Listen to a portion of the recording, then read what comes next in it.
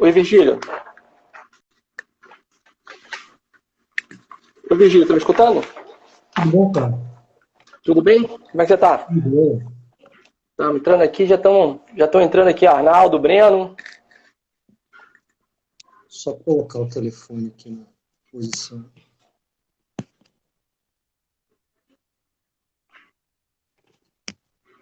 Oi, Arnaldo, tudo bem? Arnaldo é nosso amigo lá do Ministério Público de Pernambuco.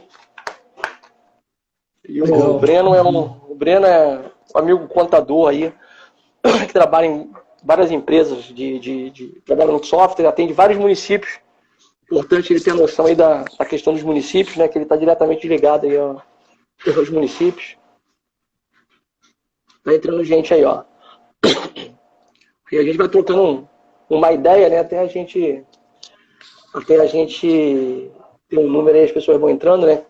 Pelo meu relógio, falta 1 minuto para as 5. A gente está sempre um pouquinho antes para dar entrada aí o Arnaldo. Tá tudo bem sim, Arnaldo?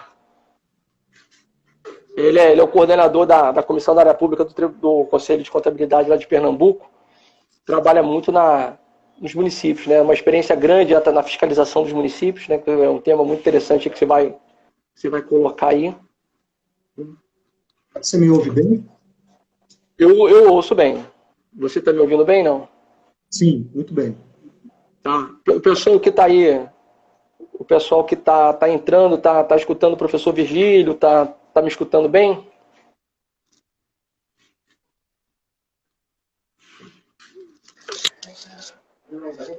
Depois eu ligo, cada barulho.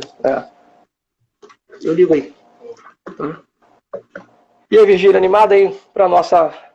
Arnaldo, o quê? Animado aí para pro nosso bate-papo?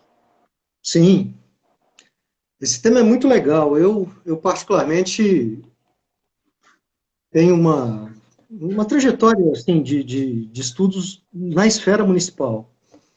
Eu acho que o nosso arranjo federativo, a gente vai falar disso, né? Como ele dá Uhum. autonomia para os municípios. Isso é uma saída interessante, mas tem suas contradições, então é tema para uma agenda de pesquisa de vida inteira e de atuação, né, como é o seu caso, você está nessas duas frentes. E um pouco do que eu te falei ontem, você é um profissional raro nesse sentido, né? Não, eu sou raro, não. Raro não. Não, mas Raro é meu às vezes, amigo lá. quem Raro, tá raro é. na universidade às vezes fica meio à distância, né, dessas coisas, e às vezes quem está na é ponta precisa de informação. de- Fazer deixa, essa deixa eu dar uma. ligação Deixa eu é dar a coisa. te interromper aí. Entrou aí uma pessoa chamada Elisete Quintans. Você tá vendo aí, o Virgílio? Tive o prazer de Sim. ser aluno dela, cara, no ginásio. E uma professora excelente de português. E hoje ela nos acompanha por questão da questão do público, né? Essa questão pública aí da importância do cidadão saber por onde vai gastar o dinheiro, vem, né? E ela me acompanha no blog, quer dizer, foi minha professora aí há quase 40 anos atrás, eu tenho a satisfação de tê-la sempre aqui com a gente, professora Elisete, e a nossa aluna, né, a Ellen, que foi nossa aluna lá na UF, e hoje a Ellen está aí, né, é minha professora substituta lá na UF, né, eu tenho a satisfação, querida Ellen, aqui presente. Legal. Tem muita saudade lá da UF e dos alunos lá. Eu também sinto, né? Eu tô cedido aqui trabalhando, né? Aí a professora Elisete, dizendo que o Raro, né? O amigo Arnaldo aí, Arnaldo de dar palestra grátis aí no Brasil todo. E o melhor das palestras é a resenha depois das palestras, né? É o chopp que a gente toma depois, a pizza que a gente come depois, e ali saem muito boas ideias, né? Até de pesquisa, de algumas propostas, né? E a gente faz um trabalho filantrópico, né? A gente viaja o Brasil todo dando palestra, a gente não cobra honorário nenhum. É só mesmo aí o gasto da passagem, né? Você participou quando eu estive lá na UF, né? As minhas ausências. Muito legal. Então, agora são 5 e 5, as pessoas estão entrando aí, ó. Excelentes ideias compartilhadas. Vou falar só um pouquinho, professor Virgílio, que eu conheço aí há quase 10 anos. Nós demos aula junto lá na UF, participamos de vários projetos de extensão, né? e tem muito a ver com o tema. A gente ia lá em Resende, né? A gente para falar para os conselhos, né? Tinha um dia da semana, né, no mês, que a gente dava palestras para o pessoal de conselho ali da região de Volta Redonda, Barra Mansa, né? Então a gente ajudava a capacitar os conselheiros e esses conselheiros pudessem atuar na questão da administração pública, né? Então o professor Virgílio Oliveira, né, a graduação dele em administração pela Universidade Federal de Juiz de Fora, tem um mestrado, tem um doutorado em administração pela Universidade Federal de Lavras. Ele atualmente é professor de administração da Universidade de Juiz de Fora, foi professor da Universidade Federal Fluminense, e ele atua no departamento de administração, mas todo o trabalho dele é voltado para a área de administração pública, né? Por isso essa relação dele, né, com a parte pública. E o tema da nossa proposta, assim, que nós conversamos, foi controle social democrático nos municípios brasileiros, a importância do planejamento. E aí, o Virgílio, começando aí, a gente fala muito município, está muito em moda essa questão aí dos gastos, está muito em moda essa questão aí de fraude, né? Nós temos aí polícia, nós temos desvios, infelizmente é um noticiário que adorna nossa política, mas aí eu trago um pensamento de Frederic Bastiat, que foi um economista, filósofo, um deputado federal da França, lá na Revolução de 1848, e ele tem um livro que fala assim, né, o que se vê e o que não se vê. Então eu acho que, infelizmente, o que está na mídia é o que se vê, mas você vai falar daquilo que não se vê, né? Aquilo que existe nos municípios que não se vê, aquilo que existe de participação social da população do município que não se vê. Uma palavra, meu amigo, professor Virgílio. Obrigado, Carlos. Queria, antes de mais nada, agradecer o convite, saudar todo mundo que destinou uma parte do seu tempo para nos ouvir aqui. E para mim é uma grande satisfação falar de administração pública, que é a minha área, falar de administração pública municipal. A minha formação, né, está muito ligada ao olhar para as questões municipais. Vou falar muito rapidamente de qual é a minha conexão, para a gente já fazer esse bate-papo. Você mencionou, né, que eu fiz a pós-graduação na Federal de Lavras, e lá a minha pesquisa foi justamente junto aos conselhos. Eu tinha feito uma pesquisa anterior, a do mestrado, que foi sobre planejamento estratégico aqui do município de Juiz de Fora, e foi uma tentativa de, com participação popular, projetar a cidade. Então, linhas estratégicas foram desenhadas para a captação de projetos, e esses projetos tentaram colocar Juiz de Fora num patamar desejável, e a grande lógica da metodologia era, além da cidade ocasional, existe uma cidade intencional, e a gente vai tentar alavancar essas coisas com essa iniciativa de planejamento. E depois, uma nova pesquisa, né, mestrado e doutorado, aí sim lidando com o dia a dia dos conselheiros municipais, e a proposta foi essa, não enxergar isso a meia distância, não enxergar por estatísticas, não enxergar, tentar viver o dia a dia dos conselhos, né, e ter restrito ali ao sul de Minas, e foi um aprendizado muito bacana, assim, os conselhos como uma estrutura que precisa existir até para o nosso amadurecimento democrático. A gente aprende a participar participando. Então, se eu diagnosticar uma série de problemas numa determinada dinâmica participativa, a última coisa que eu devo fazer para alterar significativamente o panorama é impedir que essa dinâmica participativa aconteça, porque ali as pessoas aprendem, ali as pessoas exercem 1 milhão de coisas, entre elas a empatia, ou seja, será que o gestor público ele é vilão? Será que o cidadão sempre desconhece o que quer, o que precisa? Eles percebem justamente o contrário. O gestor público, muitas vezes, lida com 1 milhão de limitações. Se fosse só por ele, as coisas funcionariam muito bem. E o cidadão é a pessoa com maior legitimidade, maior informação para estar lá na base do planejamento, que é o processo de diagnóstico. Aquele cidadão que sabe exatamente aonde uma política pública não está, como a política pública podia ser melhor, ele pode não conseguir verbalizar isso com os termos técnicos da área, mas sabe. Então, essa aproximação é fundamental para que haja uma combinação de esforços mesmo, e para que se rompam esses estereótipos, né? E hoje, né, tá difícil dialogar muitas vezes por conta dos estereótipos, né? Então, é de fato uma alegria, te agradeço muito o convite. E a pergunta que eu faço para você é o seguinte, Virgílio: o município brasileiro, os municípios, eles têm autonomia? Isso é uma pergunta muito interessante. A Constituição de 88, ela teve que lidar com dois problemas, né? Problemas de um Estado anterior aos anos 80, e para isso investiu em dois caminhos, participação e descentralização. E a descentralização, justamente, colocou na ponta do nosso pacto federativo, né, no município, mais recursos, mais autonomia. O nosso arranjo, né, ele é um arranjo onde as competências são solidárias. Então, há, nas áreas-chave, responsabilidade da União, dos Estados-membros, dos municípios.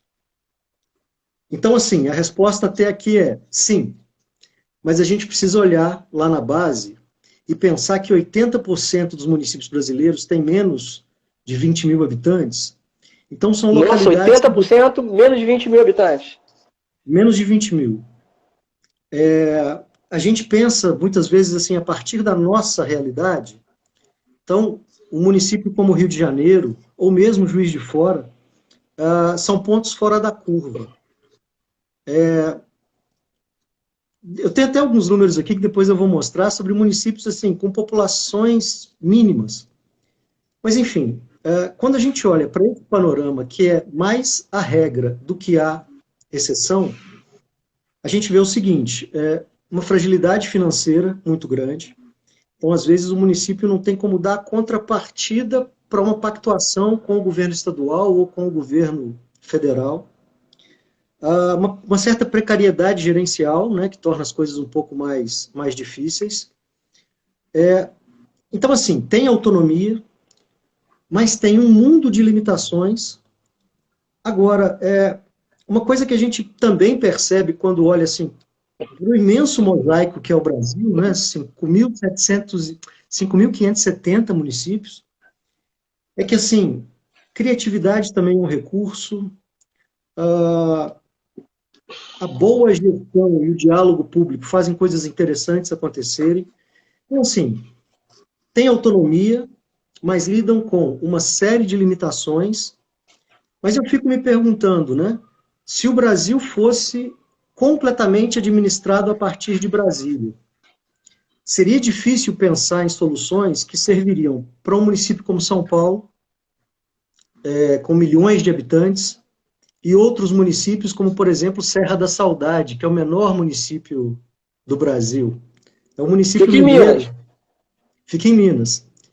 Minas, né, pelas fronteiras que tem, com o Rio, com a região centro-oeste, com a região nordeste, Minas tem 853 municípios, muitos dos quais absolutamente diferentes entre si. Não sei se eu estou sendo um pouquinho bairrista, mas talvez Minas seja uma amostra do Brasil nesse sentido, né? Minas são muitas. E aí que a gente percebe o seguinte: a gente pode falar do nosso contexto atual, né? Não dá para ignorá-lo. Como que a gente já está lidando com essa pandemia se a gente dependesse de diretrizes que viessem de um único centro? Se a gente não tivesse a possibilidade de reconfigurar, de fazer um ajuste fino nas pontas, né? Com toda a dificuldade, com todas as contradições, mas eu acho que a gente estaria num panorama mais delicado do que o que a gente está agora. Eu entendi, Virgílio. Você acha que há possibilidade do município poder fazer os seus ajustes, ter essa flexibilidade, melhora a gestão. Isso? Sim. Isso é uma realidade praticamente que funciona, assim, isso é uma hipótese que eu carrego comigo. Nos municípios de médio porte, os municípios de médio porte, eles conseguem exercitar um pouco mais assim, as potencialidades do seu tecido social, do seu tecido institucional, e pensando em soluções locais, mas orientadas por diretrizes estaduais, nacionais, adaptando políticas públicas que vêm, né, com um certo grau de flexibilidade, eles conseguem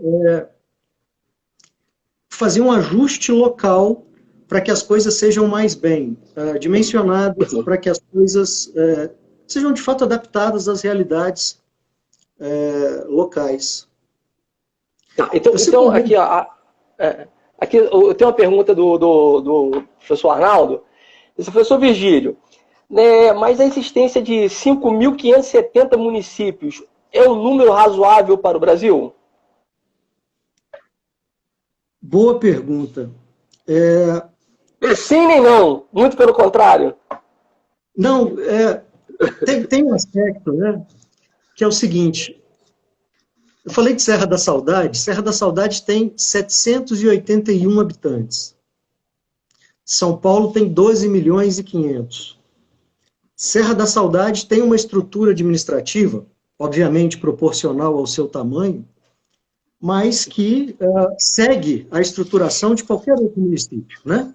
Uma prefeitura com as suas secretarias, uma Câmara de Vereadores, e de fato isso é um ônus, né?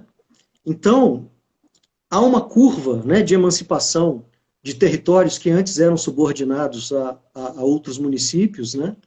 Essa curva cresce ao longo das décadas no Brasil, e de fato, assim, se vocês me perguntarem, isso poderia ser otimizado? Talvez sim, mas quando o município nasce, uns nascem porque tem uma certa identidade local, e talvez isso justifique essa emancipação. Mas também existem territórios políticos que, quando são desmembrados, eles pedem pelo seu prefeito local, né? Então, às vezes, há também um desmembramento que pode ser menos oportuno. Então, assim, sem fugir de uma resposta, né? São muitos municípios. E aí, quando você precisa, muitas vezes, viabilizar algumas políticas públicas, eu vou falar aqui fundamentalmente de saúde, e aí vou falar de um tema que é muito caro para você, né? Você não consegue pensar em um município isoladamente. Você consegue ter essa lógica para São Paulo, talvez. Mas um município como Serra da Saudade precisa integrar um consórcio para que ele, junto com outras localidades, possa oferecer, assim, serviços, né, em toda a sua variedade, em toda a sua complexidade, mas entendendo que Serra da Saudade não se basta na área de saúde, não se basta na área de educação, né? Então, a gente vê isso em municípios de médio porte, né? O quanto esse município presta serviço para outros em segmentos de políticas públicas, e aí o nosso arranjo federativo, a gente tende a pensá-lo numa dimensão vertical, né? Mas quando a gente olha nos municípios, há toda uma complexidade horizontal, né? E isso alavanca iniciativas de planejamento, de contabilidade pública, a reciprocidade entre esses municípios, né? Fazendo aí com que a área pública seja absolutamente vasta e interessante para se trabalhar, né? Na academia, lá na ponta. Virgílio, não querendo fugir ao tema, mas você colocou um fato aí interessante, né? Então, a mesma obrigatoriedade, né? A mesma forma que eu divido a saúde entre média complexidade, alta complexidade, atenção básica, eu tenho eu tenho um nivelamento, uma política pública de saúde pensada a nível Brasil. Mas eu vou pensar que, se eu for olhar municípios do Nordeste, do interior do Nordeste, aqueles municípios mais ribeirinhos, né, fluviais da Amazônia, né, Rondônia, Roraima, né, que a gente tem aí uma questão de um DH bem baixo, que o problema lá é basicamente saúde, é mais basicamente educação, não tem tanto problema de alimentação, não tem tanto problema de violência. O Brasil são vários Brasis dentro dele. Então, alguns lugares eu preciso atuar de uma forma, o governo federal precisa atuar de uma forma muito enfática na questão da atenção básica, que o município não tem como se manter. Diferentemente, se eu olhar um município, como você falou, São Paulo, Rio de Janeiro, Belo Horizonte, que eu tenho uma parte considerável da população que tem acesso à saúde básica sem ser na área pública, da área privada. Então, existe uma diferença muito grande, né, de nível populacional, socioeconômico, que tem acesso a esses serviços que dependem do poder público para garantir suas qualidades mínimas de saúde e educação, principalmente. Mas não entrando nesse assunto, né, para a gente discutir, que isso aí daria umas 4, 5 horas para a gente fazer uma introdução, mas basicamente é o seguinte, como a gente falou aqui, né, a parte democrática, a parte dos conselhos, os conselheiros, isso você, na tua experiência, nas suas pesquisas, né, na sua andança para os municípios de Rio de Janeiro e Minas Gerais, basicamente, você sente que a participação popular é uma ferramenta que ajuda a fiscalizar, a levar o recurso para realmente aonde se precisa, e qual é a receptividade do poder público com relação a esses conselhos, a esses conselheiros, a essas políticas colocadas, como você falou, que às vezes não numa linguagem técnica, mas numa linguagem da necessidade. Quais são os avanços? Você vê o avanço nisso? Você tem exemplos concretos disso, professor Virgílio? Eu vou dividir minha fala em 2 momentos. Eu vou falar desse sistema tal como ele foi pensado, porque a ideia é muito interessante. Depois eu vou falar um pouco das dificuldades cotidianas. Mas, como eu falei, a pior coisa que a gente pode fazer é deixar de acreditar nesse sistema, imaginar que a gente estaria melhor se isso deixasse de existir. Então, falando assim, esse desenho, tal como ele foi concebido idealmente, como que a gente consegue, na ponta, né, fazer essa adaptação das políticas públicas, tal como eu mencionei aqui? Existe um arranjo, nos 3 níveis federativos, que é o arranjo para se planejar, implementar e avaliar a política pública, que é um arranjo, um tripé formado por conselhos, planos e fundos públicos. O que é o plano? O plano, ou política, né, é um documento com diretrizes e prioridades que norteia a ação. Isso tem uma vigência temporal, porque depende de diagnósticos que são feitos de tempos em tempos, mas esse documento, então, estabelece prioridades e diretrizes e que são feitos nos 3 níveis de governo, ou seja, a União tem a sua Política Nacional de Saúde, o Estado, a Política Estadual de Saúde, e o município, orientado por estes documentos, faz a sua Política Municipal de Saúde, e essa Política Municipal de Saúde considera o que o município o que o município tem. Então, por exemplo, Serra da Saudade não consegue desenhar uma política municipal de saúde sem ter muita clareza de que ela depende dos municípios do entorno para atender um cidadão na média e na alta complexidade. Já um município como São Paulo, ele precisa se planejar entendendo que São Paulo tem territórios dentro da cidade, né? Então as coisas têm que ser organizadas a partir de subprefeituras, de territórios de atendimento. Então esse documento, né, a política, ele consegue dar o tom do local, mas isso sempre orientado pelos documentos dos níveis superiores. O documento precisa de uma esfera plural, participativa, pensante, para decidir sobre as coisas que o documento prioriza, que o documento estabelece. Essa é a função do conselho. E o conselho, ele é plural porque ali estão presentes sociedade civil, órgãos governamentais, alguns são tripartites, outros são tetrapartites, ou seja, 3 partes, 4 partes, mas o conselho é a é a massa cinzenta desse arranjo, né? Pessoas deliberando, tentando achar o bom caminho à luz da política. E o fundo público existe porque nada acontece sem recurso, e esse recurso é alocado ali. Bom, se eu tenho isso funcionando bem no município, no Estado-membro e na federação, eu tenho, de algum modo, essa mecânica do planejar, executar, avaliar, planejar de novo, eu tenho isso acontecendo. Então, isso tendo sido proposto, isso sendo capilarizado, e aí eu acho que é o grande mérito dessa configuração também. 100% dos municípios têm conselho de saúde. Isso acontece porque a transferência de recursos entre os níveis federativos depende desse controle social, né? Porque o controle institucional, ele não chega nos 5.570 municípios. Muitas vezes isso é feito por sorteio, por por uma apresentação espontânea, né, das prestações de contas, enfim. Mas a ideia é que o controle social, promovido por este conselho, que planeja, mas que também avalia, né, isso possa cobrir todo o território nacional. Então, falando desse arranjo, né, ele é muito inteligente, e ele é inteligente também porque há uma conversa de tempos em tempos entre estes níveis, que são as conferências nacionais dos diversos campos de políticas públicas. Eu vou falar só mais um pouquinho disso e já parto para o mundo real.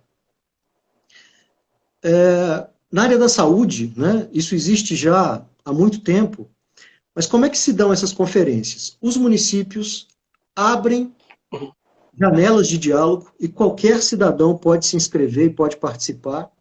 E nesse processo, diagnósticos, ideias, proposições são colocadas, isso é trabalhado num relatório síntese, isso sobe de nível para as conferências estaduais. Então, pensando aqui no caso de Minas, uma conferência estadual de saúde reúne, em tese, 853 municípios que trazem esses documentos e delegado. E aí, essa coisa se discute aqui, uma nova síntese é produzida, e num evento gigantesco na área da saúde, né? Que acontece em Brasília, de 4 em 4 anos, você tem a Conferência Nacional de Saúde. Tem até um documentário da Fiocruz, muito interessante, que segue 3 cidadãos na última edição da Conferência Nacional de Saúde, para mostrar o seguinte: a pessoa vem lá de longe, mas vem com a sua ideia, e ali encontra vez, encontra voz, e muitas vezes ele está sentado do lado do representante, assim, de um grande município com um orçamento 100 vezes maior do que o orçamento do município dele, mas os dois falam, os dois ouvem, os dois se respeitam. Então é uma ideia de democracia participativa, plural, que nos enche de orgulho, porque isso não é assim no mundo inteiro. E aí o que acontece, né, lá em Brasília, depois que tudo isso é processado? É como se a política nacional de saúde e as políticas públicas de saúde fossem atualizadas, mas de uma forma plural, participativa, capilarizada. Então, tudo que sobe até Brasília, depois pode voltar potencialmente para os municípios sob a forma de orientações, editais seletivos para atender demandas que são urgentes agora. Então, é um sistema que ele dialoga de forma horizontal e de forma vertical. Mas vamos para a prática. O que a gente pode falar da prática? Primeiro que, assim, num país do tamanho do nosso, qualquer coisa que eu diga aqui em termos gerais, eu vou estar sendo leviano. Encontramos práticas excelentes em todos os municípios. Não posso falar isso. Mas eu também tento ter muito cuidado para não... Isso é uma expressão que a gente usa muito aqui, não sei se aí no Rio ela é comum, para a gente não jogar fora o bebê com a água do banho. Para não falar assim, olha, estamos em terra arrasada, nada acontece, etc, etc. O que existe na ponta é a dificuldade da participação.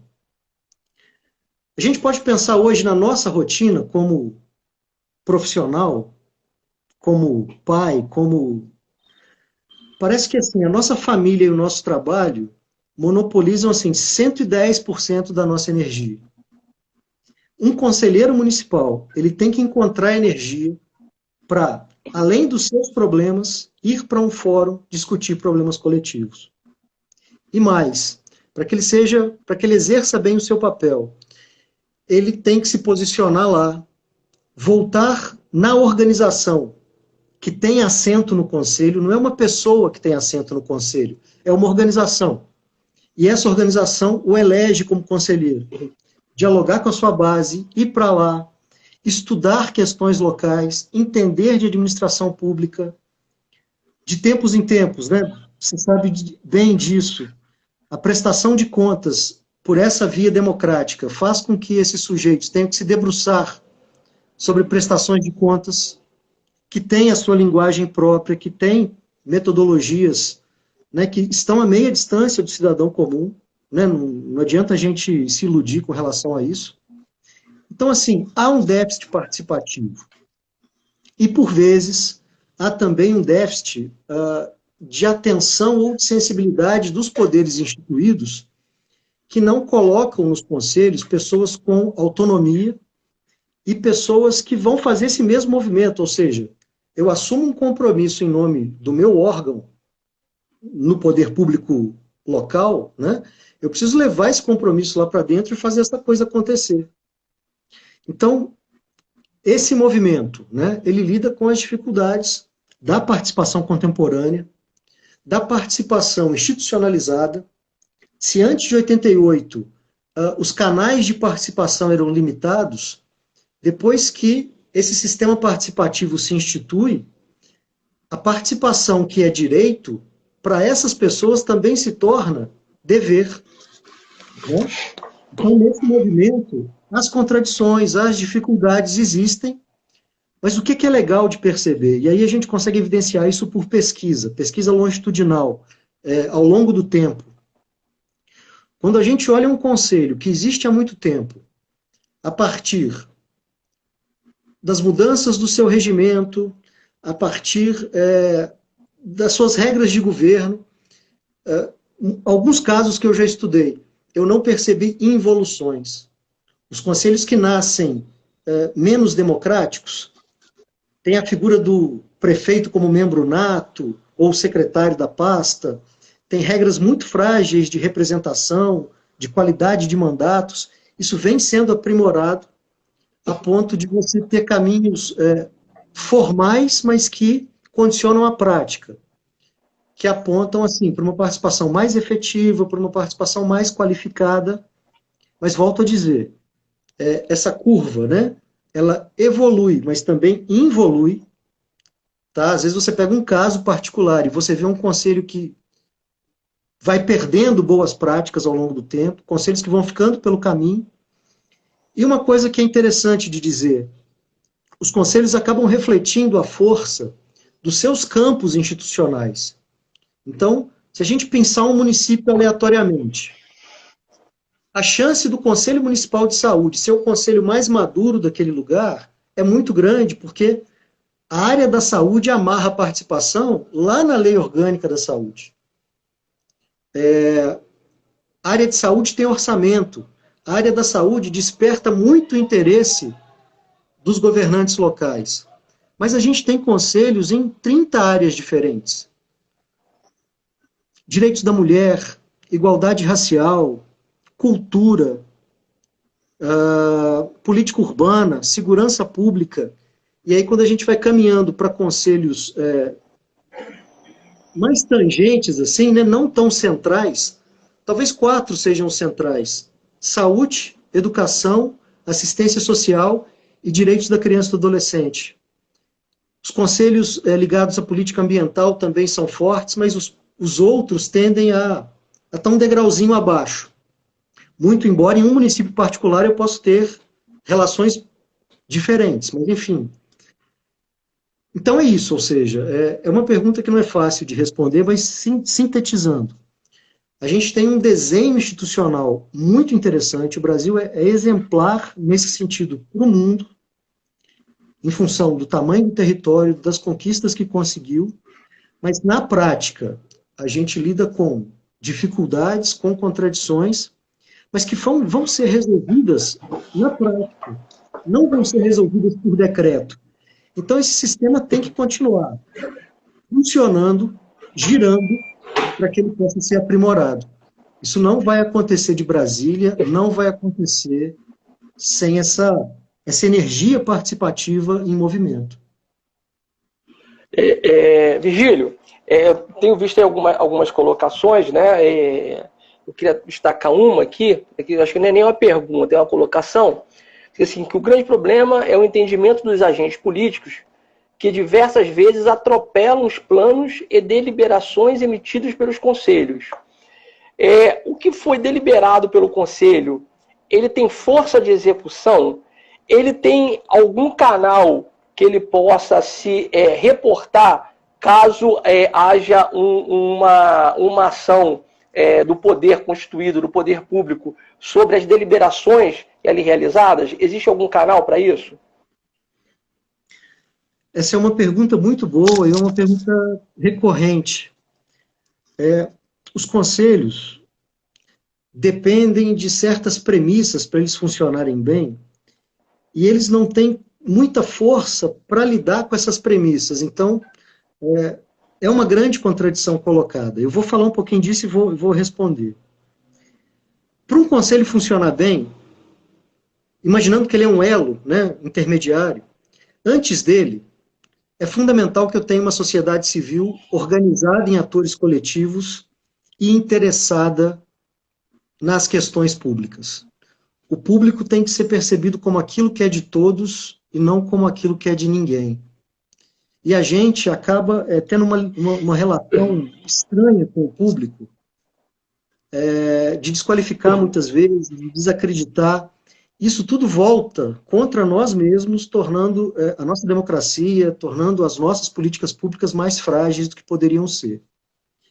E para frente, o que o Conselho teria que ter como uma premissa para uma boa atuação? Essa sensibilidade dos poderes locais e uma relação muito respeitosa da seguinte forma: aquilo que é deliberado num Conselho, primeiro, foi produto de uma construção coletiva de atores que estão ocupando aqueles espaços ali de forma legítima. Então, se eu recebo uma deliberação de um conselho, eu não posso fazer pouco caso dela, eu não posso achar que aquilo não importa, né?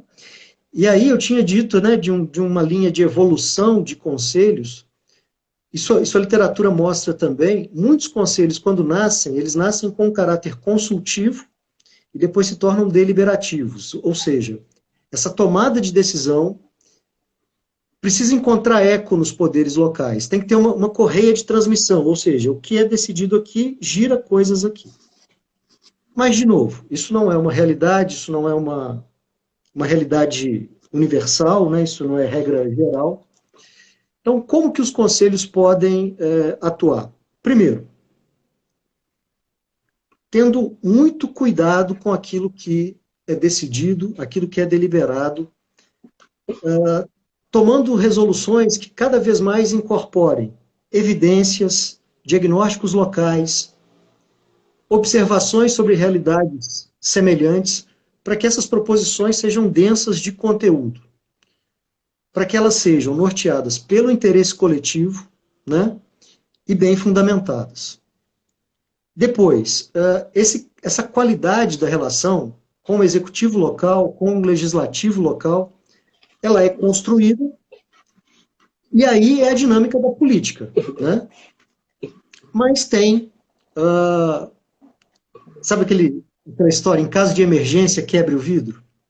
O Conselho tem legitimidade para fazer valer aquilo que foi deliberado, com coerência, com sensibilidade em relação ao interesse público, na medida em que ele pode dialogar com o Ministério Público para que boas práticas aconteçam, no sentido assim, de mobilizar estruturas que transcendem o Conselho.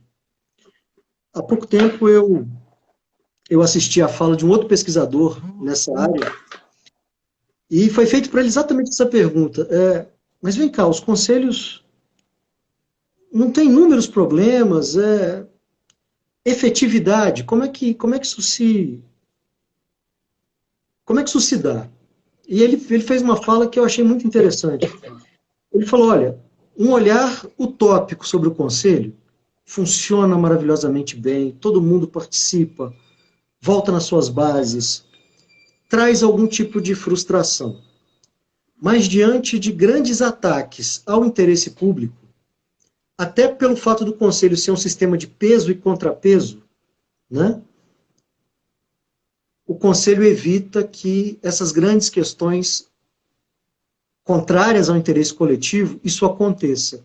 E muitas vezes o caminho para que ele tenha essa efetividade é se aliar ao Ministério Público para fazer valer o interesse coletivo.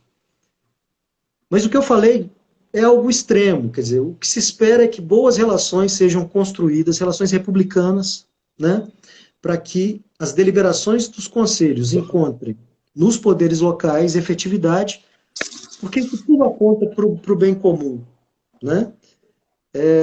Então, e mais, já concluindo, uma administração pública municipal que queira acertar, ela tem nos conselhos a pluralidade que muitas vezes um prefeito não vai ter no seu gabinete. Então, vale a pena se aproximar dos conselhos, entender os conselhos, porque vem dali um diagnóstico interessante para quem quer fazer a coisa certa. E claro, a política entra nesse diálogo. Isso que eu ia falar. Posso fazer, mas não tenho como. É interessante, mas olha esse contraponto. Só que vem um diálogo do conselho mais qualificado e mais transparente, mais aberto ao controle social, do que dois tipos de diálogo, né? O diálogo que vem aleatoriamente de um cidadão, porque no conselho você tem representantes de atores coletivos, há um filtro de razoabilidade ali, né? E o outro diálogo, esse que não tem nada de probo, não tem nada de desejável, é aquele que acontece de portas fechadas, né? Muitas vezes interesses privados, corporativos são colocados à mesa e nem sempre eles coincidem com o interesse público. Então, os conselhos têm um filtro para lidar com isso. É um arranjo interessante nesse sentido. Virgílio, algumas colocações que estão sendo feitas aqui, né, dizendo que a sua visão é a visão do futuro da participação social nos rumos dos municípios, né? Eu estou colocando aqui que realmente falta conhecimento técnico de muitos conselheiros para atuarem, né? Então eu acho que às vezes as boas ideias elas não conseguem avançar devido a uma deficiência do conhecimento, né, da administração. E aí, lembrando aqui, o professor Virgílio, ele coordenou um projeto de extensão que capacitava os conselheiros da região de Volta Redonda, né, do Médio Paraíba, né, Barra Mansa, Resende, Itatiaia, eu acho que pegava também ali Pinheiral, Valença, aqui no estado do Rio de Janeiro, e tinha rodadas de palestras aos sábados, né, nos municípios, justamente para capacitar esses conselheiros na participação. Você colocou de uma forma bastante objetiva, né, clara, da importância do conselho como esse intermediador da política, até porque ali dá voz a muita gente que sabe o problema, que a gente muitas vezes na administração, você que estuda administração fala on the floor, né, chão de fábrica, ali sabe realmente o problema. Mas também, Virgílio, a gente não pode negar que os conselhos são eivados de pessoas que estão ali para se lucubetrar. Estão ali para fazer políticas locais. E muitas vezes o conselho ali é o local onde eu vou tentar minar uma vontade de um determinado político, de um prefeito, de um secretário, porque eu vou tentar minar porque eu estou em serviço de outros políticos. A gente não pode afastar essa realidade que existe. E aí eu pergunto para você, Virgílio, não há E a gente vê também, completando, muitos conselheiros que estão há 20, 30 anos na frente dos conselhos, né? Se acham donos daqueles conselhos. O que a gente poderia para oxigenar? A gente quer oxigenar a política, a gente quer oxigenar o nosso conhecimento, a gente quer oxigenar a nossa empresa. O que a gente poderia fazer trazendo boas práticas para oxigenar, trazer ideias? Porque muitas vezes se tornam feudos que pessoas de fora não conseguem entrar. E fica naquela mesmice. Eu vou ter que botar isso no conselho, mas eu já tenho que conversar antes com os conselheiros para isso passar. Então tornou algumas situações ponto de política. O que se poderia fazer para oxigenar? O que se poderia fazer para responsabilizar ações de conselheiros que estão ali não em função da coletividade, mas de interesse próprio, Virgílio? Pois é, queria ter uma resposta fácil para isso, pensando na prática, né? Eu sei o que dizer sobre isso. Levar isso para a ponta é um desafio. É um desafio porque a nossa cultura cívica e a nossa cultura política têm grandes limitações. Para falar de uma delas, que talvez seja a gênese de várias outras, né? A força do personalismo ainda na nossa cultura. Personalismo está ligado à força das relações face a face, né? E esse ismo talvez seja o pai de todos os outros. O favoritismo, o nepotismo, o clientelismo, o assistencialismo, né? Mas, enfim, um caminho: investir na publicidade de todos os atos do Conselho. Publicidade das reuniões. Como? Abrindo a reunião do Conselho à participação popular. Qualquer cidadão pode participar de uma reunião com direito à voz, né, não com direito a voto, isso é uma prerrogativa do conselheiro, mas esse cidadão ali, ou um conjunto, né, de citadinos ali, talvez, sabe aquela coisa que você vai verbalizar de forma constrangida, porque você sabe que você não está falando coisas que encontram o interesse coletivo? Se você está num pequeno comitê, você fala. Se você está diante da população, né, isso é um ponto. Também no campo da publicidade.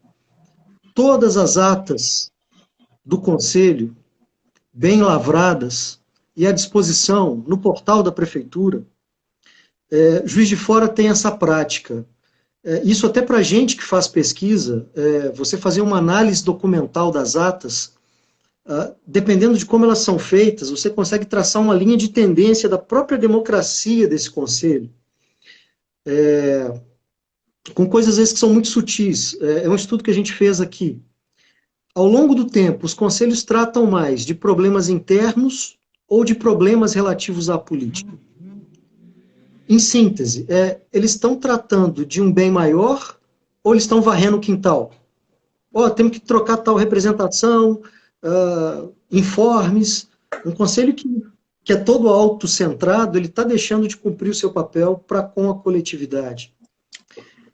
Bom, além disso, você investir sistematicamente em processos pedagógicos desse conselho.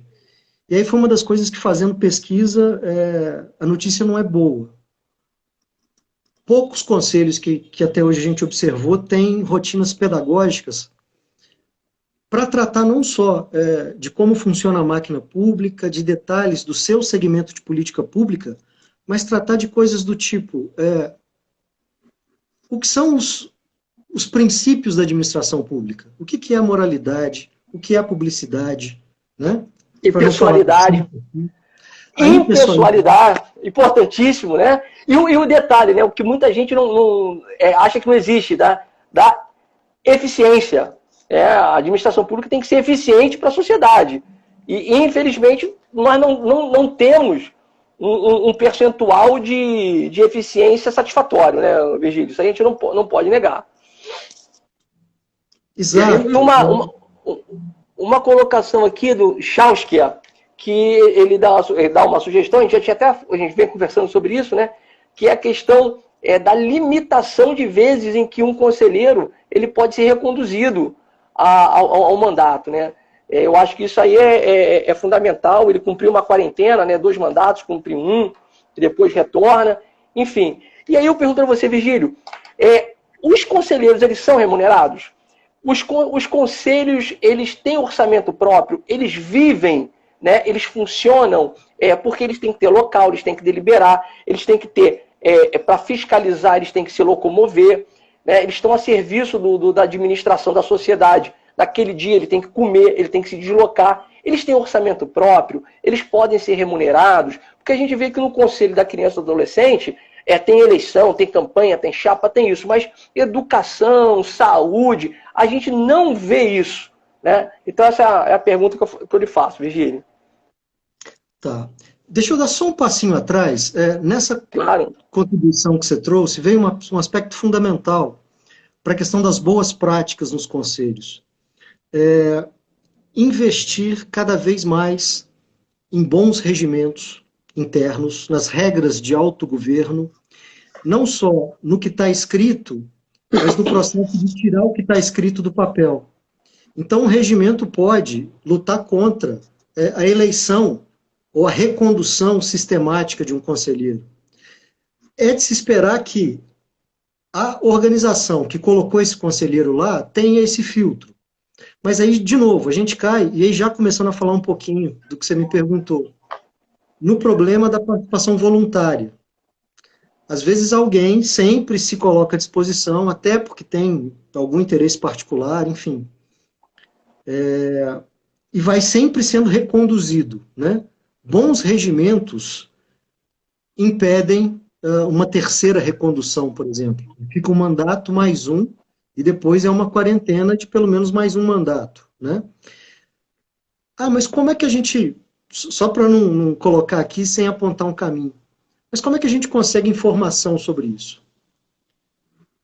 Nos segmentos que conseguem amadurecer, um conselho municipal consegue esse tipo de informação no conselho estadual. E um conselho estadual consegue boa informação no seu respectivo conselho nacional. Então, só para deixar mais claro, Conselho Municipal dos Direitos da Criança e do Adolescente de Juiz de Fora, de Volta Redonda, do Rio de Janeiro, pode se inspirar no Conselho Estadual dos Direitos da Criança e do Adolescente, que pode trazer boas práticas do Conselho Nacional. Então, isso, de novo, nos lembra dessa relação federativa, onde os conselhos supranacionais, eles podem ser centros de inteligência, municiando a localidade de informação. Então, isso é fundamental. Bom, sobre o que você me perguntou, a ação dos conselheiros é uma ação voluntária, e o conselho, né, ele pode subsistir a partir de algumas formas. Você pode ter, por exemplo, dotação orçamentária num conselho, mas isso gera algum tipo de dependência em relação ao executivo local. Mas é um caminho. Você tem, por exemplo, Minas Gerais tem a figura do ICMS turístico. Se você cumpre alguns requisitos de participação popular, de fomento ao turismo, vem um recurso, e o melhor lugar para esse recurso ser alocado é no seu respectivo fundo público, que fica sob a gestão do conselho. Então, assim, é um dinheiro que não tem o conselho como fonte, mas tem o conselho como órgão gestor.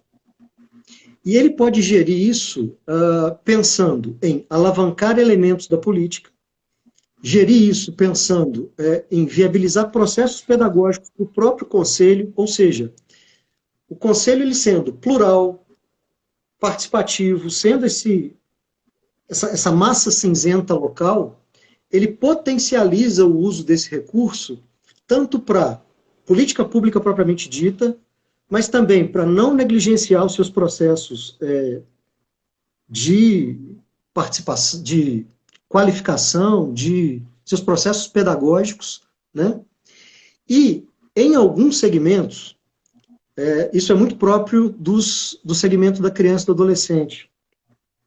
Você pode se servir de destinações de pessoas físicas e pessoas jurídicas que destinam parte do imposto de renda para esses fundos. Isso eu vi muito legal acontecer lá no sul de Minas, onde eu fiz a minha pesquisa. Não é a regra, mas é aquilo, né? Se você viu acontecendo em algum lugar, é possível. O Conselho Municipal dos Direitos da Criança e do Adolescente de Lavras, onde eu estava, um dos lugares onde eu fiz a pesquisa, recebia de uma empresa local, uma multinacional, uma empresa de grande porte, recursos dessa possibilidade relativa ao pagamento de tributos. O Conselho recebia, abria um edital para as ONGs locais que lidavam com criança e adolescente para financiar projetos dessas ONGs. Os projetos eram apresentados, havia um julgamento dos melhores projetos, o dinheiro era destinado e o Conselho ficava no pé para fiscalizar se o dinheiro que entrou para uma brinquedoteca, para a reforma de uma cantina, se aquilo aconteceu. Qual que é a lógica? E se isso acontecesse no Brasil inteiro, a gente ia ver uma revolução silenciosa acontecer? Qual que é a lógica que acontecia lá nisso que eu estou destacando? De alguma forma, aquele valor destinado foi gerado no município. Ele podia ser objeto de um tributo nacional, entra na conta única e pode financiar da merenda escolar ao trem da alegria em algum lugar. Desculpa a minha honestidade aqui. Mas é verdade, Virgílio.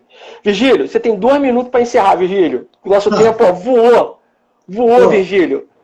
Esse recurso gerado ali é destinado para um órgão plural, transparente, que faz esse recurso chegar nas pontas dentro do município e exerce o controle social democrático ali. Ou seja, nada precisa ir para Brasília para voltar depois, e se sobe para depois descer, é lento, é sujeito a ficar pelo caminho, com gastos meio e não gastos fim, né?